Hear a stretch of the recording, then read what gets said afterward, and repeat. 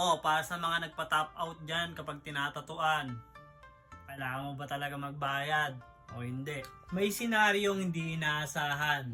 Itong si Sir, may naging client na magpapatato lang dapat, pero dahil nag-top out, hindi natuloy yung session. Ano ang dapat na gawin? Kung napag-usapan na isang session lang gagawin yung tattoo, dapat isang session lang. At kung magta-top out, siguradong merong magiging aberya.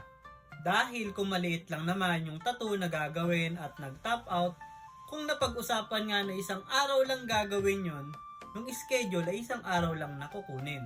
At kung wala namang napag-usapan na gagawin nyo ng ilang araw o maglalagay ng ilang schedule, dapat lang din naman na magawa din yung tattoo nung araw na yon.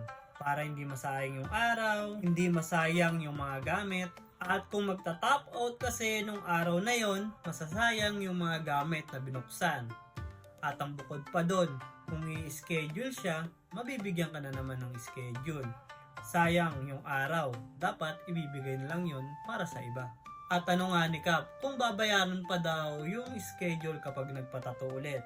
Himayin natin kung isa lang talaga yung kinuha na schedule at kung maliit lang naman yung tattoo, dapat kasi natapos na talaga.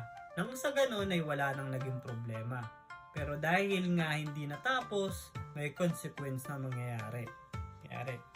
Dahil hindi nga natapos yung tattoo, itatapon na yung mga gamit at panibagong schedule na naman. Siguro pag-usapan na lang, nang sa ganon ay magawa pa rin yung tattoo at matapos. At kung magkano yung babayaran, syempre dapat mapag-usapan na lang ng maayos. At kung kailangan nga magbayad, kailangan talaga magbayad lalo na kung isang araw lang naman yung kinuha na schedule. Dahil gagawa na naman ng panibagong schedule at magbubukas na naman ng panibagong gamit. Para sa mga client na magpapatato o magpapa-schedule, dapat matapos yung tattoo nyo kung anong araw nyo sinabi. Para hindi masayang yung oras ng artist nyo at yung mga gamit.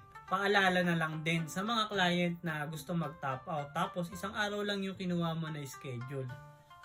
Pag-isipan mo mabuti dahil masasayang yung oras ng artist at yung mga gamit na itatapon na.